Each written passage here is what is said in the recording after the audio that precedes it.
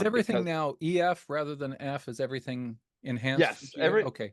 So maybe we everything should is, tell the folks a bit about yeah, tornado scales and what yeah, F and EF means when we use these terms. So we start at 0 and go to 5, correct?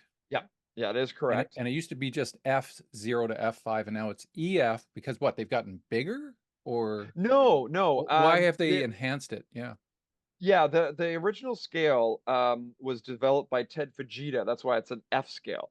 Yeah, And Ted was going. He was a hurricane researcher. I don't know how much.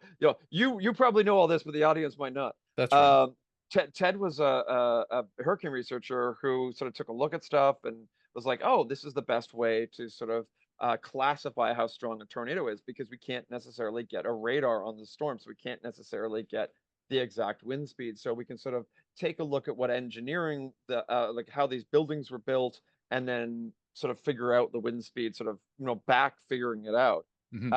And then in the last, I believe I can't remember when it started exactly, but there was a lot more engineering work done on like wind, basically just sort of wind engineering, looking at buildings, how they came apart, and basically the scale was refined, not so much increased or anything like that, just refined.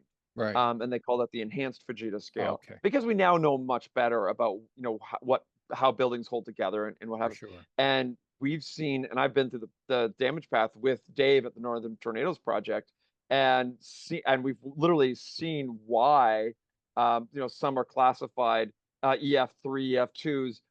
The Barry tornado, we had to take a real close look at that one because it looked like it was EF4 damage, but it wasn't because the buildings were very badly put together. Ah, And it was done very cheaply and not up to code. And if it was up to code, it would have been, EF4, but because it wasn't up to code, it was dropped because you could take a very close look and say, hey, there's not enough, not enough screws, there's not enough bolts, there's not enough this. mm, It was done poorly. And so the buildings came apart much easier than they should have. And therefore, the damage was lowered, or like the scale of it was lowered. And that's okay. simply because we just know more about wind engineering and how these things come apart. Hmm. Hmm.